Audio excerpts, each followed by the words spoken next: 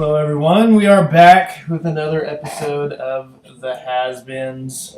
This is Matt Burton here, along with... This is Brady again. We're excited for podcast number 2. Yes, indeed. I just want to say a quick thank you to everyone who has subscribed and liked the video and gotten some really positive feedback, so thank you guys. We appreciate it a lot. And to start off tonight, we're kind of picking up where we left off. We're going to talk a little Big 12 expansion / breakup. Do we expand? Do we keep it at 10 with the conference championship game? Kind of seems like you don't need it. We don't need the conference championship game. I think that's the dumbest idea ever. I think so too. You already play everyone. Yeah, it's a round robin format. It's just... Then also, how dumb are you going to look when, say, anyone goes undefeated and then loses in the conference championship game and you don't make it into the top 4? How dumb are you going to feel as the Big 12? Yeah, and like last year, it would have been, if we had had that format last year, I believe, it would have just been a rematch with Bedlam. And, so it would have been OU-OSU the last week of the regular season, and then they would have played the conference championship the next week. And just hypothetically speaking, let's say OSU had won, like that, then OU could easily say, well, we just beat them. I just think it's just the way they do that. And I know that happens even in division. Like the SEC, you can lose in the regular season and still beat somebody. But I just think that format, that's not going to work out. I think you have to expand. I hope they expand, just growing up, OSU fan my whole life, and I know you're an OU fan, like it's have a soft spot in our heart for the Big 12, right? Sure. So it seems that sometimes, some days it seems like, well, in 10 years the Big 12 won't be around, but I think the smart thing to do is expand, and you have so many good possibilities, I think that's just the only way you can go. Rapid fire, no thinking, 2 teams you had. Go. Braden Lahr, commissioner. Well, see, the thing is, like, no thinking. You have to think about it because, I've been saying the past couple of years, I think Houston. But then the more I've heard, and there's just, like, a lot of politics that goes into this, too. Like, how, TV and then market deals, how that stuff plays out. Well, if I could throw all that out the window, just, like, if it's just football and that's what we're looking at, obviously that's not the case. But if that's what we're looking at, I would say I would want a Houston and maybe like a Boise State, I think, because those schools they have they can bring other it's not just football, but that'd be like they're good at football too, but they can bring other stuff. Right. I know BYU would be a good one, but there's a little bit of controversy with them right now. Definitely not anybody like UConn or South Florida though. I don't want to go there, but. I mean, even Air Force, I think, Really? No Connecticut? No Connecticut. No Connecticut. You wouldn't enjoy seeing the Connecticut women's basketball team play at Gallagher Arena? Hey, UConn Baylor that would be, women's game every year would be pretty cool. But from a football side, I don't want to see Connecticut play Iowa State in November. Who wants to see this? Yeah, the Connecticut we already get that terrible game of Iowa State, Kansas every year. Basketball season, Connecticut men's and women's, exactly. That's a different story. That would be a good ad, especially because the Big 12 has been fantastic in basketball these past couple of years. Yeah, exactly. And I really think, though, that the Big 12 missed their opportunity. When Pittsburgh and Louisville went to the ACC, Louisville would be outstanding. They missed their chance because that would have been perfect. That would have given West Virginia someone over on the East Coast to kind of tool around with and have their own rivalry. And because Pitt and West Virginia are already rivals anyway. So. Yeah, and the thing about Louisville is they bring everything to the table. Exactly. I mean, football, men's basketball, just won a championship. Women's basketball won one within the past few years. Their baseball team should have, they didn't live up to it this year, but they lost in like the regionals, I think. But they're always good. They had one of the top prospects in the draft. They bring a lot of stuff, and they're gonna get. There's gonna be no problem getting TV views, for them. So exactly, I think. Yeah, I definitely think they missed the opportunity on that one. They definitely did. I think they're kind of definitely regretting that now because you're left with, we're getting linked with Houston and Memphis and Central Florida. Yeah. Like this, I mean, that's nothing on Louisville and Pittsburgh. So they're definitely kind of wearing that one right now. Yeah, it's tough. I know there's like 17 schools vying to get in to the Big 12. Yeah, I heard recently 20. Yeah, I mean, it probably goes up every week. And I don't even know all of them, but I mean, yeah, just if I was throwing away like travel and market size, you know, and the political stuff and all that, I think Boise would be pretty neat. Houston, maybe even like San Diego State. I know that's really stretching it, but that's kind of looks like the way we're headed in the future. Right. Just not really regional conferences as much anymore, you know. Yeah, I mean, I still, you're right. The Louisville Pitt thing would have been huge. I still miss having Nebraska and Colorado in there. I wish that had, you know, some of that stuff had never happened. Maybe we could have like 14 teams, you know. Like I heard that Colorado, like, actually might jump at the chance if they got asked. Oh, really? Yeah. Yeah. Found that kind of interesting. And they're working out there, so. Yeah, exactly. You might as well come on back. Might as well come back. No, I think I would go Connecticut just for men's and women's basketball. And then, I mean, they've been to a Fiesta Bowl within the past decade. That's very true. One of the few Fiesta Bowls like the Oklahoma Sooners have won. Yeah. Usually not too good for my Sooners in the Fiesta Bowl, but won one against Connecticut. They kicked Texas Tech out. Bring UConn in. Texas Tech haven't been a Fiesta Bowl. There you go. Or exactly. PCS, a playoff bowl. So hey. Exactly. And then I agree with you on Boise State. I think that would be a pretty good option there. Okay, reversal. Say Big 12 breaks up. Where's everyone going? I remember when this conversation came about. Well, it's been like 5 or 6 years now, but that one scenario where it seems like it was kind of the scenario where either kind of like OU and Texas go to the SEC or the Pac-12, Pac-10 at the time, but like Pac-12, or you know, then maybe like somebody like OSU and I don't know, Texas Tech follows. But I think the SEC would be really interesting. But from an OSU fan standpoint, you know, it's all about winning, right? And the competition week in week out would be great, and I think it would boost recruiting because when you can recruit to the SEC and they've won like 9 of the past 10 championships or whatever, you know. But okay, I have my own theory on this, and as an OSU fan, don't take this the wrong way. Oh man. Okay, but I don't think the SEC would take anyone besides OU and Texas to the SEC. That's because ridiculous. because if you look at all the schools that are in the SEC, you got the main state school or a private school like Vanderbilt. Mm-hmm. So the only exceptions are Mississippi State and Ole Miss, and then Auburn, Alabama.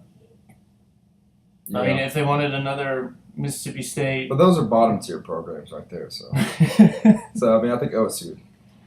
But yeah, I agree with you though. And that's why I don't think that OU would do that. Because I don't know. It may be too big of a hassle just to because I know they'd still want to play OSU. Yeah. So I think it may be too big of a hassle to just say, hey, let's have a non-conference season opener every year. I think that would lose some of its luster. Like, what do you mean? Like, if they played OSU non-conference? Yeah, just season opener. I feel like it would lose some of its luster. I feel yeah, it'd be that way. Like if A&M played Texas right now. I think they could do it at the end of the year. You know, like South Carolina and Clemson. Yeah, I mean, there's Florida State did too. Yeah, and I mean, there's other. There's got to be other schools I just can't think of right now, but. And as I was saying, like a few years ago, I thought the idea of like OSU and OU going to the Pac-12 sounded really interesting because I remember when I was reading about that at the time, just kind of the layout and how they were presenting that. I was like, yeah, I could get on board with that. I mean, the SEC would be cool. Like if the Big 12, this is if the Big 12 has to break up, right? You know? Right. It'd be interesting either way. I think OSU's now at a point. We're not obviously OU or Texas, and won't be unless we go on a tear of national championships. I don't know who's saying 100 years we're not up there, but for now, but I do think OSU's at the point where I think from athletics we can bring a lot to the table. Our football team's we're at the point now where we're not gonna. I think we're not gonna have a bad year. So so I think that's the stuff they look at. But it'd be interesting. I think OSU. I mean, we know OU could compete in any conference. We know Texas should be able to. It seems like they've been trying to figure it out for about 6 years now. But I think when you look at the Big 12 now, I'd say there's four. I think OU, Texas, and then TCU and OSU are the four teams that could go anywhere and really compete. Yeah. Maybe not from a win. football standpoint. Yeah, from a football standpoint. Yeah. Because TCU is pretty much baseball, football. Yeah. That's pretty much it. Yeah. For them. Yeah, But, football speaking, yeah. Yeah. No, I would be a fan of having those four you just mentioned go to Pac-12 and have kind of like a super conference. I would be a fan of that, and then just the rest of the conference have fun trying to find somewhere to go. Yeah, I mean, like someone would definitely take up. Someone would luck. definitely pick up Kansas because their basketball program is just too good. I think Iowa State would do great in the MAC. I really do. Hey, so in the Sun Belt. The Sun Belt, and but I don't know. I have a soft spot in my heart too for Kansas State. I say bring them with us. Yeah, exactly. So gotcha. Yeah, screw TCU. They're kind of let's bring them. We can't do the wizard like that. Yeah. So moving on, a little NFL, a little fantasy football. That time of year. It's that time of year again where friendships get ruined. Who you got? You got the number one pick. Who you got? Yeah, I'm always a guy. Every time I've been doing fantasy football for probably about 3 years, but last year was the first year I really try to keep up and do it, and I've always kind of been a guy that just goes off feel, which is why I probably don't win I probably never win the title because I don't do the stats, I'm like, you know what, this guy's just gonna go off this year. I'm a big Mr. Feeling. Yeah, and so if I did have the number one pick overall, I mean, you do have your people that you have to pick. I think you're talking about the Rodgers, Aaron Rodgers, or even Gurley. I think Gurley's kind of at that point because he's gonna get his points. Also, we're doing a PPR league too. I am. Yeah. Points per reception league, and I think you have to pick Antonio Brown. Absolutely, yeah. I was about to say him. Julio Jones. I mean, Julio, exactly. You got Julio. You got Odell. Dez with a healthy Tony Romo. He'll throw him 20 balls a game. Absolutely. I think you mean Dak Prescott. Dak Prescott will take that starter role within no time. But my league we do like a keeper league. Right. It's like seven keepers, and so come first round, we had our draft Saturday night, and so my first round pick, keep in mind everyone has 7 keepers, so that you don't have the elite full stuff on the board. But being a feels guy who just has hunches, I picked Tyrod Taylor. He just got paid too. Yeah, I think he kind of surprised some people last year, and maybe that's just like a flash in the pan kind of incident. But I think he'll be all right, and I think you'll like this. So I kept Amari Cooper, had him last year. Great. First receiver I took this year, Sterling Shepard. I was gonna say something about. And in a keepers league in 4 years. I was gonna say something about Sterling Shepard. I saw that he was running with the first team. Yes. And I don't even know what Victor Cruz is doing now. I know he's still on the Giants roster, but who knows if he's healthy ever. Yeah. So I think Shepard could be Shepard's huge. going to be like the... I feel like he'll have like a Tyler Lockett breakout last year. What was he going at? Was he going slot? I haven't seen any tape of him. Right, no. I didn't watch the whole game. But if he's he's at kind of like he was at OU, he could be like that high volume reception guy, like Edelman, just somebody that's just going to go in there and do just great route running ability, and just as athletic as he is, he's always going to be in position to get touchdowns, because he can go deep too, but he can do any position on the field. So I'm really excited about him. I think all the good things I've heard about him that he'll be a good complement to OBJ. For sure. For sure. As far as running backs go, they have David Johnson, the Cardinals running back, Yes. as their highest rated running back. I guess. I don't. Sure. I'm not sure. Whatever. Running backs are always tricky, you know. They are. I mean, after like AD and Gurley, running backs you can never tell. Like look at Langford last year, you know. It's just Exactly. someone could get hurt, someone could have a breakout year, and then I mean, you figure Elliott's gonna be great at Dallas. And you have that O line blocking for you. Yeah, and then last year everyone was picking Tevin Coleman at the Falcons. Yeah. And then Devontae Freeman just goes off. And that's a great part about fantasy football and football in general. It's like it's one on the waiver wire. You just don't know. And then like a few years ago, Alfred Morris seemed like the up and coming. Now he's gonna be fighting for reps on. Exactly. I know everyone was really high on Carlos Hyde last year, the 49ers running back. I mean, and he had a huge game the first week and then didn't do anything, partially because they were just so bad. They're terrible, yeah. So, yeah, those running backs but the receiving class this year, well, I don't want to say class, but like the receivers, this year are going to be phenomenal. Oh, for sure. I think like that's been kind of the most exciting thing to watch over the past couple of years has been how the receivers. I mean, you got Dez, Antonio, Julio, AJ Green. Like, honestly, you can pick a top 5 without thinking a little bit about it. Like, it's not a no-brainer about who's the best. I think there's so many good options, and then like a lot of people will forget Hopkins down in Houston. Yeah, but he's up there, and especially like AJ Green too in Cincinnati. I feel like he kind of gets overlooked. And at times. He's a freak. Definitely. I think Cowboys fans will like Ezekiel Elliott. Oh, absolutely. You think he wins Rookie of the Year? Beast. Man, he is a beast. He is. I think he should with the offensive line they have. Oh, yeah. I think easily 1,300 yards, I mean, I don't see why not. I'm thinking more, but I mean, if that offense is healthy, Romo's healthy, and you got the receivers they have, and tight ends are good pass catching options. They're gonna have so many options on offense. Exactly. That run game is gonna be great. Exactly. I feel like he will definitely be a superstar. I feel like he'll probably have a Gurley, a Gurley. Him and Gurley, I think, are kind of the future ones. Yes. Definitely. Well, I'm kind of Rawls too in Seattle. Yes, in Seattle.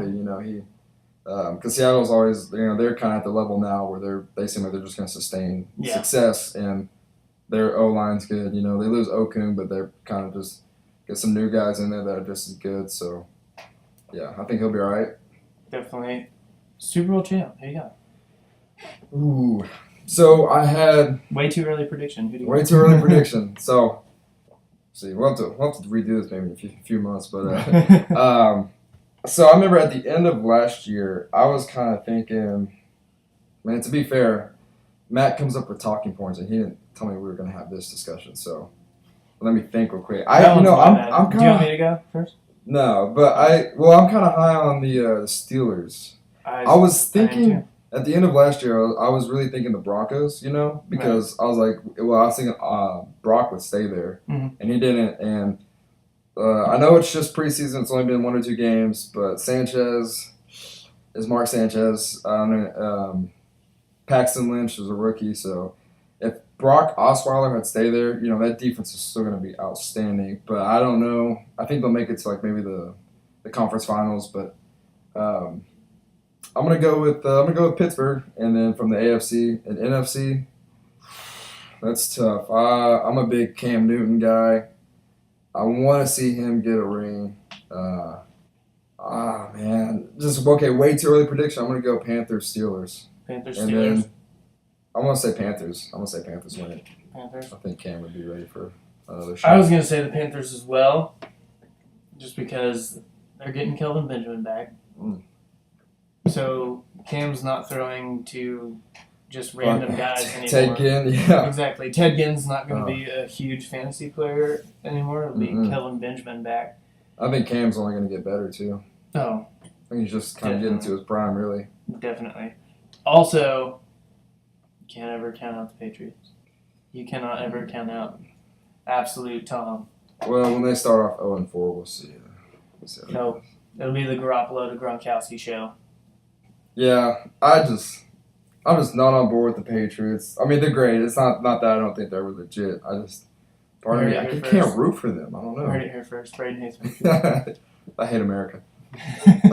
Why do you hate Tom Brady? I'll take that off the air. All right, moving on a little bit from the football Jesus Tom Brady. The Olympic recap. The Olympics are over. Are you sad? No.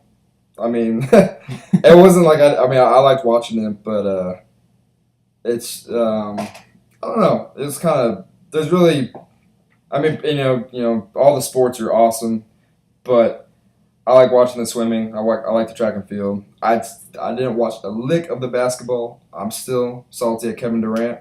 Right. So he's probably listening. So careful what you say. Yeah. I mean, he's an okay player. I'll give him that. He's a good role player on Team USA. But he's alright. yeah. I mean, I'm not sad. It's just I think I watched enough. I took in the experience, and I saw the United States barely edged out Great Britain for the medal count. So There you it go. was a close one, but I think we got the most medals. I think it was by like 50-something medals. I don't think it was close at all, Brady. Man, that was only 50. Wow, greatest country on earth, right? USA. I always like the little feel good stories about people when they come out, and they win their gold medal, and we learn about all their trials and tribulations. Ledecky, exactly. And then like Simone Biles being greatest gymnast ever, right? Yeah, just so much better than everyone else. It's not even fair. Mm-hmm. I was disappointed with basketball. The same reason for you as you. Kevin Durant kind of ruined it for me.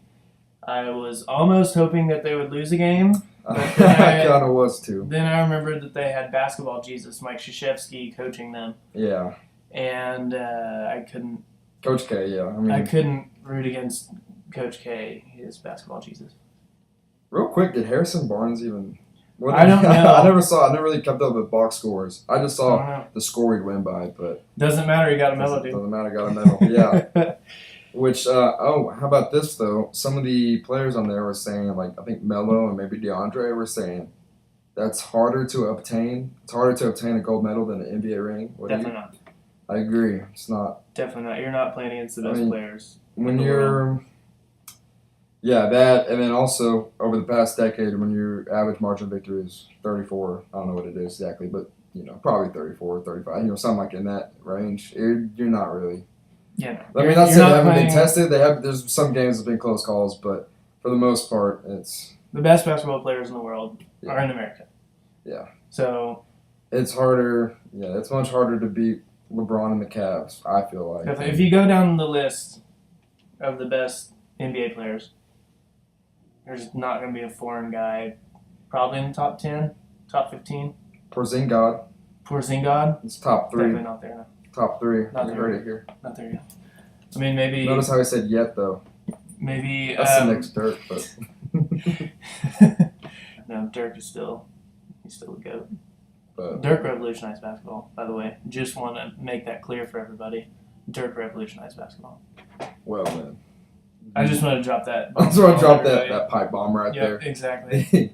Yeah. Which is a perfect segue into our segment known in Germany, where Dirk Nowitzki's from, as Some Type of Way. Favorite time of the week. Exactly. Braden, what's got you feeling some type of way? Okay, so I'm gonna go to what happened Saturday night. UFC 202. Conor McGregor. Way better than 200. Let's get that out of the way real quick. And it featured maybe the best fight I've ever seen. I haven't watched every UFC. Obviously, it's been going on a while, and only kind of pretty recently in the past couple of years become a fan of the UFC. But I was rooting for Diaz, but I like McGregor. I really do. It wasn't like I was pissed that Diaz lost, but that was I don't know, that fight. I'm not really even talking about like winner or loser, but just that fight in general.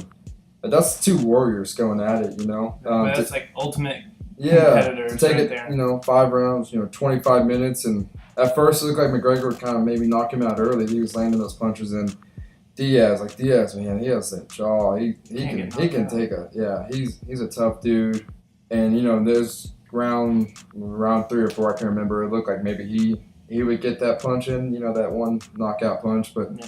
That was a great fight. I mean, that lived up and surpassed the hype, I believe. For sure. The other fights on the card, I mean, first of all, how about Rumble Johnson? 13 seconds. That Cormier fight, that rematch? Oh, man. That's going to be crazy. That's going to be great. And then Cerrone is good. But, that main fight, that McGregor-Diaz, lived up to the hype. It had me excited. I had to go back and watch it a couple times. And I'm excited for part 3. Diaz said he'd go down to 155, and that's supposed to be McGregor's. That's supposed to be his weight class. So the thing I'm interested about is if I think Joe Rogan talked about it, is he can't keep kind of holding up that one class. So does he have to vacate the title? Like, will this be something that comes in like a year or two, or do they just want to get to it like December, January? But great fight. Can't wait for part 3. It was awesome. I'm a huge Conor McGregor fan. So I caught the Conor McGregor fever early, and I'm so glad he won. But what's got me feeling some type of way this week? Ryan Lochte. And I can't say that I'm shocked that Ryan Lochte was the dumbest person at the Olympics, because I'm not. But oh my goodness. What an idiot. And then he's the smartest out of the friend group to get out of there faster than everybody else. Oh, man. Was he really the dumbest one? No, he was the smartest one. He's the most unbro one, though. Oh, that's for sure. Most unloyal one. That's for sure. I mean, hey, you got to, one of y'all go down, y'all got to go down. Ryan Lochte was looking out for numero uno, and that was it. He got his medals he needed to get, and he got out of there. Exactly. I mean, that does not help his reputation. That was already kind of... No, not at all. He lost his Speedo endorsement. He lost about 2 or 3 other ones today. Yeah, he's just, oh my goodness. You're dumb, man. Don't be dumb. I mean, we come to expect it from you now because you've done so many stupid things in the past. And you just never fail. It never fails. Definitely is, how you hear coaches talk about, like, you're wearing that, that name across your chest. You're representing, like, yourself, your team, your community. He's literally representing an entire country. Yes. That, in some parts of the world are not really looked at as, that favorably. So to just do something like that, blows my mind. It'll be really interesting to see what kind of repercussions come from that. But, he's a clown. What an idiot. Well, that about does it for us. This has been the Has-Beens. Like, comment, subscribe, and comment on what you'd like us to talk about next. Next week, we're going to try to get my father, Butch Burton, on the podcast. The legend. The legendary Butch goat. Burton. And kind of pick his brain a little bit, see where he's at in the world of sports. But yes, everyone, again, thanks for listening. We'll see you next time.